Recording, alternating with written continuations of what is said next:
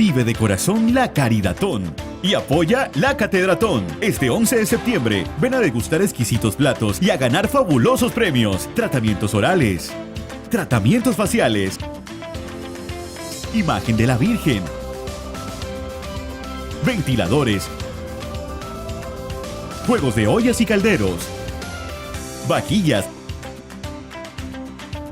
licuadoras, curso de patinaje, bicicleta y nuestro premio mayor, 3 millones de pesos. Son más de 80 regalos. Adquiere tu cartón por 30,000 pesos. Te esperamos este 11 de septiembre en el parqueadero de la parroquia Nuestra Señora de la Caridad del Cobre. Líbranos de todo mal, Virgen de la Caridad. Líbranos de todo mal, Virgen de la Caridad. Si alguno viene a mí y no pospone a su padre y a su madre y a su mujer y a sus hijos, a sus hermanos y a sus hermanas, e incluso a sí mismo, no puede ser discípulo mío. Lámpara es tu palabra a mis pies, lumbrera mi camino. A propósito del reciente congreso, primer congreso de evangelización que se realizó aquí en Barranquilla, se volvió a pensar o a reflexionar sobre la metodología de este proceso de evangelización, que ha sido aquella que llaman metodología prospectiva. ¿Qué es eso de prospectiva? Es pensar en unas metas, en un ideal posible, realizable, alcanzable en unos tiempos concretos. ¿Cuál es la iglesia que queremos? Y que está reflejada en lo que hoy pide el sínodo, que es la iglesia, comunión, participación y misión. ¿Y en qué consistía o en qué consiste ese método prospectivo? Los 4 pasos o los 4 modelos que tal vez ustedes han escuchado, sobre todo los que han participado mucho en este proceso de evangelización. El modelo de situación, el modelo ideal, el modelo de diagnóstico y el modelo operativo. Primero se plantea un ideal, que es el que tenemos, la iglesia, participación, comunión y misión. Esa es la iglesia que Dios quiere, que todos queremos que sea. Pero ante ese ideal, ¿cuál es la realidad? Entonces hay que hacer todo un estudio de la realidad, ver qué tan lejos o qué tan cerca estamos como iglesia de ese ideal. Y entonces, conociendo esa realidad y ese ideal, viene un camino que se llama el modelo operativo, unos pasos a seguir a corto, a mediano y largo plazo, pero en el cual debemos saber con qué cuento y qué me falta. Y entonces es donde entra el modelo de diagnóstico, que consiste básicamente en descubrir cuáles son los obstáculos para pasar de esa realidad a ese ideal y cuáles son las potencias o potencialidades que tenemos para llegar a ese ideal. ¿Por qué toda esta clase hoy de pastoral? Porque hoy la palabra nos invita justamente a eso, a planear, a proyectar, a no llevar la vida así como dice el dicho, ¿para dónde va Vicente? ¿A dónde va la gente? Sino que uno se tiene que sentar a discernir esa palabrita que hoy el Papa Francisco está tocando en las catequesis de los miércoles, en la audiencia. Usted sabe que el Papa Francisco todos los miércoles hace una catequesis. El tema que ha iniciado a partir del miércoles que pasó es el discernimiento. ¿Y qué es el discernimiento? Es ponernos a descubrir qué quiere Dios para mí. El descubrimiento de la voluntad de Dios. El descubrimiento del querer de Dios. La primera lectura de hoy del libro de la sabiduría, él comienza con unos interrogantes. ¿Qué hombre conocerá el designio de Dios? ¿O quién se imaginará lo que el Señor quiere, de por sí esa es como siempre nuestra encrucijada, ¿cierto? ¿Qué es lo que quiere Dios? ¿Qué me pide Dios? ¿Cuál es la voluntad de Dios? Entonces para eso hay que hacer discernimiento y de allí descubrir qué es lo que quiere el Señor de mí.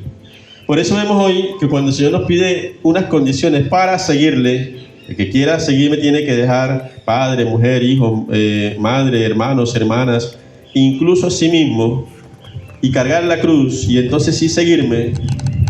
Dice el Señor que nos sentemos a ver, y nos sentemos a mirar qué es justamente aquello con lo que cuento para seguir a Jesús, o qué es aquello que me sobra y que debo renunciar, porque se convierte en un obstáculo para seguir a Jesús. Y nos pone aquí dos ejemplos o dos parábolas. La primera del constructor que se sienta a construir sin planificar. Y entonces se le acaban los recursos, se le acaban los materiales y queda la obra por la mitad, inconclusa. Como muchas veces pasa. Uno ve construcciones que llevan años y años y años y se quedó ahí. Y dice, ¿qué pasó? Se acabó la platica. No planificaron bien.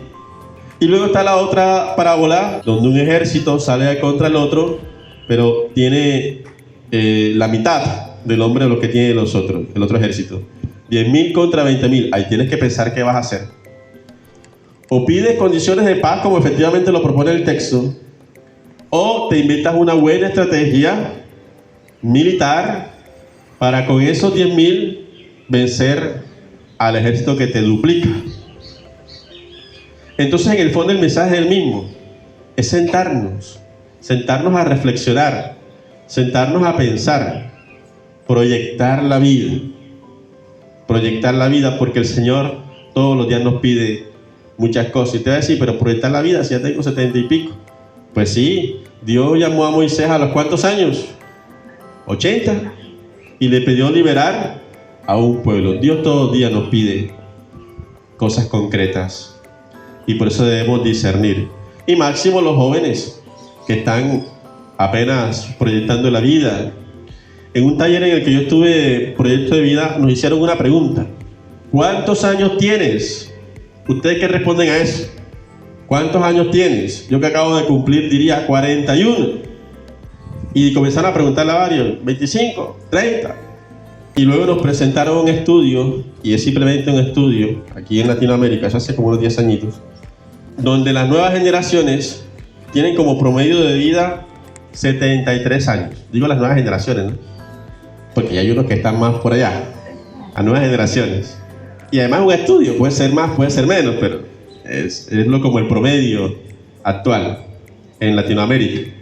Y nos dijeron, bueno, esos años que ustedes dicen que tienen son los que precisamente ya no tienen, porque ya los vivieron. O sea, ya yo he vivido 41 años. Los que tengo son los que restan para llegar a esos 73 en promedio. O sea, ¿cuánto me falta? Hagamos aquí el cálculo. A ver, si a 73 le quitamos 41, ¿cuánto me queda? 32. Menos de lo que ya he vivido. O sea que debo pensar qué voy a hacer con esos 32 años. Y esa era como la reflexión. Los que ya viviste, ya los viviste, bien o mal. Esos pasaron. La pregunta es, ¿qué vas a hacer con los que te quedan? Y entonces hay que entrar allí en el discernimiento de la voluntad de Dios. Proyectar la vida. Eso nos pide Dios. Dios no le gusta que andemos así como a donde nos lleve el viento, no. Sino que realmente estemos siempre en esa actitud de descubrir qué quiere Él para nosotros. Y entonces proyectar la vida, tomar decisiones, hacer renuncias, formarnos, capacitarnos, crecer y cada día dar una mejor respuesta a su querer en nuestras vidas. Y la bendición de Dios Todopoderoso, Padre, Hijo y Espíritu Santo los acompañe y guarde siempre. Feliz domingo a todos. Virgen de la Caridad, ruega por nosotros.